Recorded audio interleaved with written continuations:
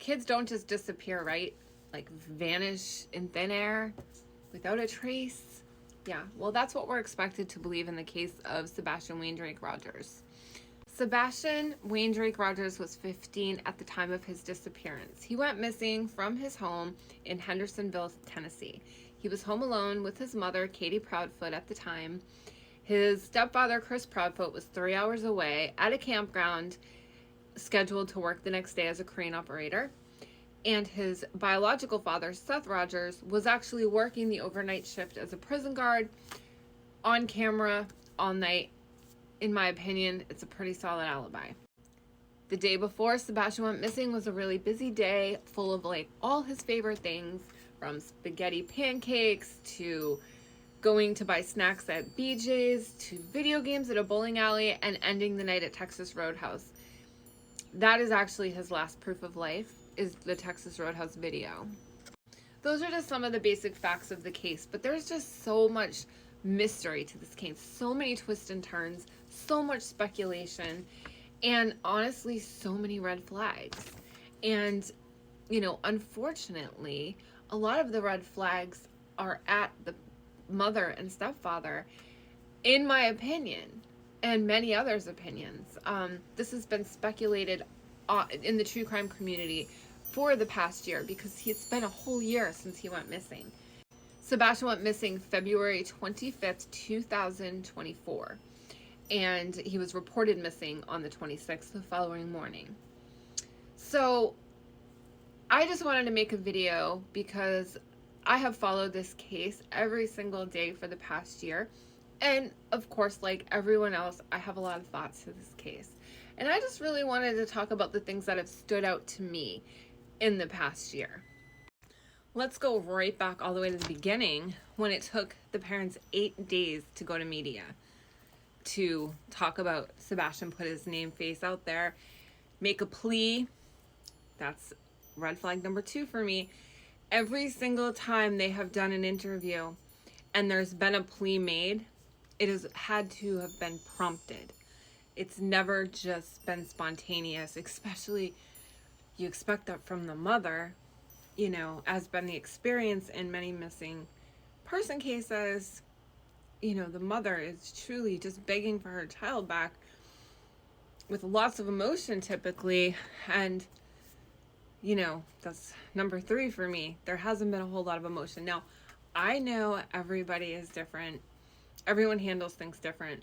But the level of detachment, it's just been noticeable, you know. And of course, this is all my opinion. In their interview with Olivia from Chronicles of Olivia, there is one part, and this one part stands out to me. It's, when I think of this case, that's the thing I think about. She is asked, Katie Proudfoot is asked about that morning, what it was like, you know, just tell the story. And it sounded very scripted, in my opinion. But all of a sudden, she gets to this certain part and she says, he was already. She quickly stops. Chris Proudfoot coughs. And then she completely changes the subject. He was already what? That's my number 1 question. He was already what? Anyway, so that's a huge one for me. So only a couple weeks after Sebastian went missing, Chris Proudfoot had to go back to work, which he has to travel for and sleep there. Katie Proudfoot went with him. She left the home that Sebastian went missing from, that he could come back to, and she left. What if he was to return? Why did you leave? Now, her reasoning was that he could be anywhere. Okay, sure. But, I mean, there's parents that have had children go missing and they never will leave the home. Like, their bedroom is exactly how it was when they left, you know, 20 years later. That one's a hard one for me, that she just up and left. Because, like, in my opinion, again, this is all my opinion, if my child were to go missing, like that would be my only focus. If my husband had to go back to work, okay, love you, bye. I need to find my kid. It's not that. Now also, what about the fact that Katie works for Brinks Security? She's an installation tech that she installs security cameras, but yeah, in their $700,000 home, they don't have any security cameras. Not even a ring outside. It's just so hard to believe. Okay, and then there's this. Every time that there is like a hint of a tip, like something comes up where, you know, there was a sighting of him, for example. This has happened a few times, not a sighting, but just like a tip comes in and everyone's starting to like get excited and wonder. Chris Proudfoot immediately denies it, says, nope, that's not him. Well, how do you know? Nobody else knows. How do you know? Unless you know. You know? That's what I'm saying. Like, it's just odd. When 1 year hit from the date Sebastian went missing, Katie Proudfoot did an interview. At the start of an interview, they are talking about how much he loved cats. Like, cats were his everything. However, if you go back, you will learn that he had cats. He loved these cats. But they had to get rid of these cats in order to move in with Chris Proudfoot.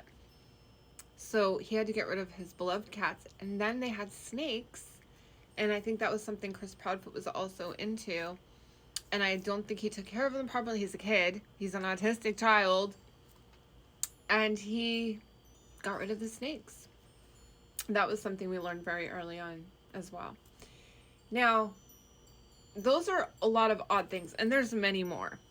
But I really just quickly want to get into the fact that they've recently been putting out pictures of in happier times with Sebastian. Now, for a whole year, they were pretty much silent.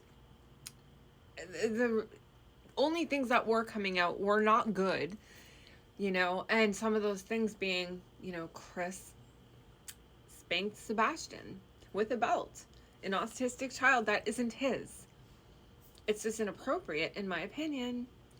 Also, there was five CPS reports recent to when he went missing. You know, but now all of a sudden these loving pictures are coming out. Why all of a sudden?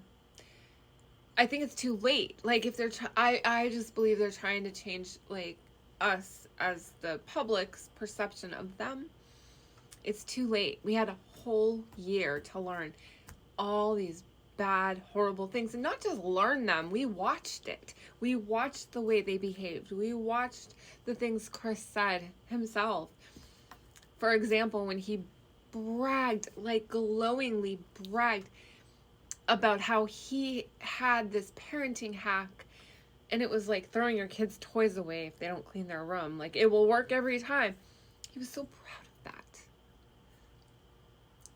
This is what he's talking about when he had an opportunity to be pleading with the public to find Sebastian.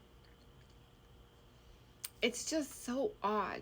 So what I want to know at this point is what your thoughts are. Have you followed this case? And if so, what are some odd things that you found that I haven't mentioned?